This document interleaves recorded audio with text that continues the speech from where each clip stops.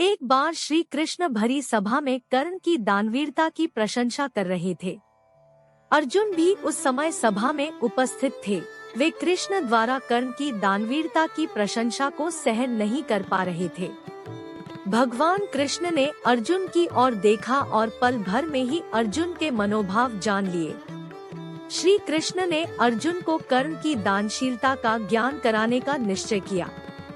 कुछ ही दिनों बाद नगर में एक ब्राह्मण की पत्नी का देवलोक गमन हो गया।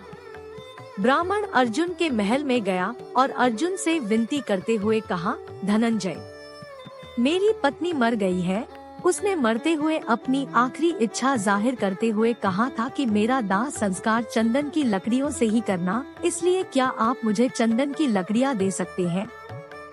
ब्रह्मा की बात सुनकर अर्जुन ने कहा, क्यों नहीं, और अर्जुन ने तत्काल कोषाध्यक्ष को तुरंत 25 मन चंदन की लकड़ियां लेने की आज्ञा दे दी। परंतु उस दिन ना तो भंडार में और ना ही बाजार में चंदन की लकड़ियां उपस्थित थी। कोषाध्यक्ष ने आकर अर्जुन को सारी व्यथा सुने और अर्जुन के समक्ष चंदन की लकड़ियां न होने की असमर्थता व्यक्त की।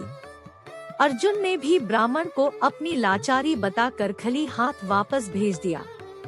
ब्राह्मण अब कर्ण के महल में पहुंचा और कर्ण से अपनी पत्नी की आखिरी इच्छा के अनुरूप चंदन की लकड़ियों की मांग की। कर्ण के समक्ष भी वही स्थिति थी, ना तो महल में और ना ही बाजार में कहीं चंदन की लकड़ियां उपस्थित थी।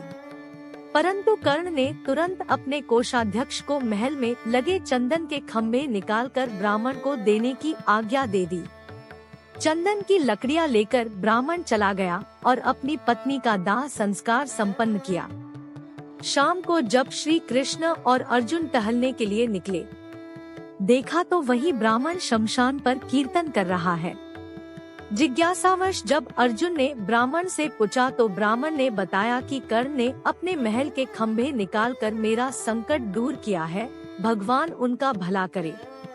यह देखकर भगवान श्री कृष्ण अर्जुन से बोले, अर्जुन, चंदन के खंभे तो तुम्हारे महल में भी थे, लेकिन तुम्हें उनकी याद ही नहीं आई।